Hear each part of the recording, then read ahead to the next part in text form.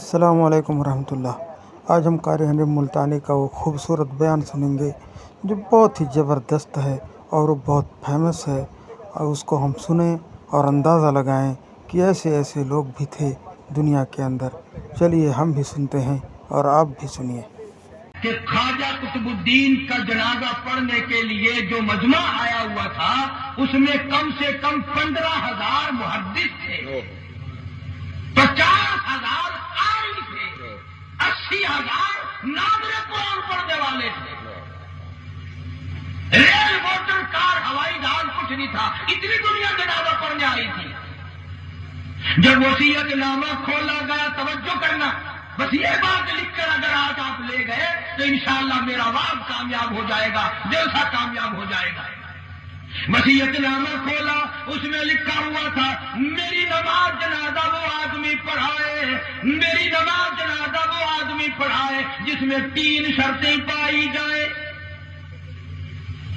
میری نماز جنازہ وہ آدمی پڑھائے جس میں 3 شرطیں پائی جائیں۔ پہلی شرط یہ ہے، ساری زندگی میں، ساری جوانی میں آج تک ایک دن بھی اس کی جماعت کی نماز تو کیا تکبیر اولا بھی فوت نہ ہوئی ہو۔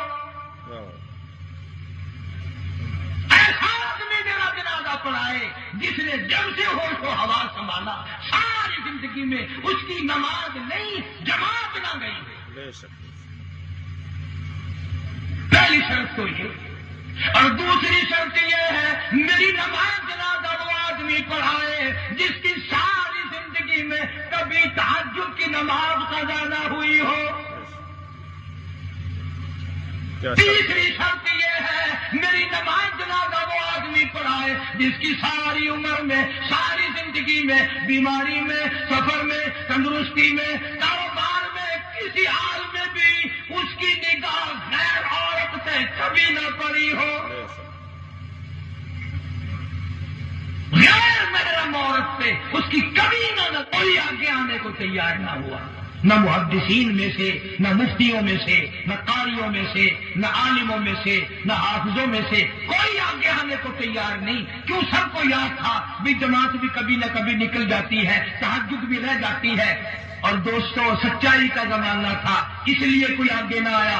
اگر آج کوئی یہ وصیت نامہ لکھ کر رکھے گا انشاءاللہ بغیر جنازے کے تشریف لے جانا پڑے گا۔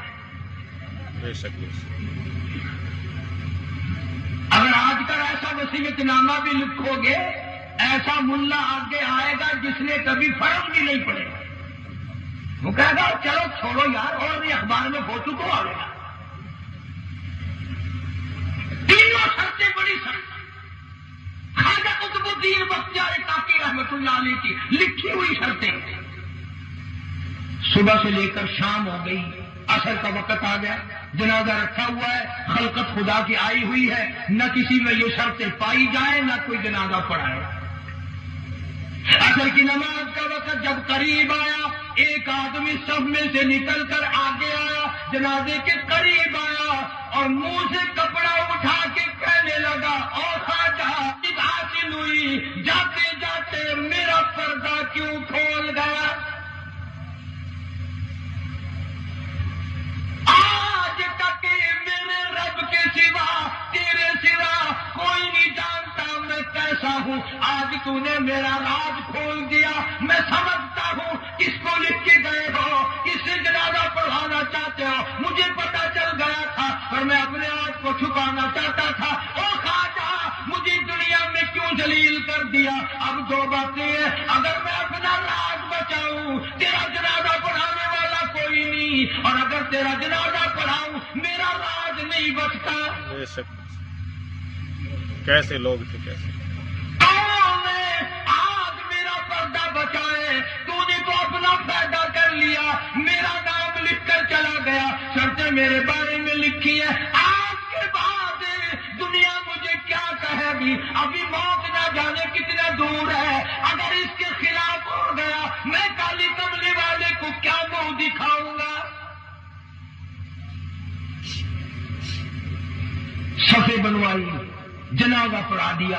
میں تاریخ کی طرف سے ذمہ داری سے کہتا ہوں کسی نے اعتراض نہیں کیا کہ تیرے اندر یہ شرطیں نہیں پائی جاتی۔ अब जिसने जनाजा पढ़ाया तुम ये सोच रहा कितना बड़ा बुजुर्ग होगा, खुदा जाने पहाड़ों में रहता होगा। नहीं, उसी वक्त में जब ये ख्वाजा का इंतकाल हुआ है, फौत हुए हैं, उसी वक्त का हुक्मरान दिल्ली के तख्त पे बादशाह करने वाला ख्वाजा शमसुद्दीन अल्तमश। कभी बादशाह ऐसे हुआ करते थे कि उनकी जमात की नमाज न जाती थी, कभी तहज्जुद का दानी होती थी, कभी गैर औरत पर उसकी निगाह नहीं पड़ती थी। आज गरीबों, मजदूरों और मुलाजमों, तुम सारा दिन बदनीति से सारों को ताड़ते हो और मरते वक्त तुम। माशाअल्लाह, बहुत ज़बरदस्त बयान था।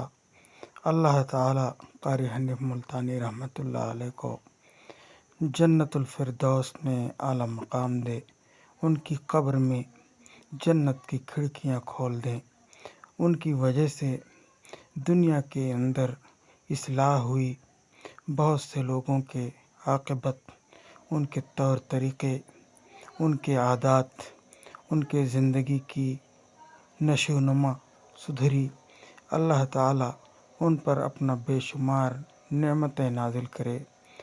दोस्तों, ऐसे ऐसे नेक लोग थे कि उनका नाम लेना दुनिया में आज फ़ख्र समझा जाता है।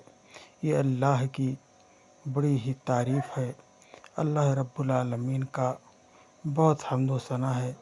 दोस्तों, हम अपने आक़िबत को दुरुस्त करें, अपने तरीक़ों को दुरुस्त करें, हम अल्लाह वाला बनने की कोशिश करें, अल्लाह के नेक बंदे बनने की कोशिश करें।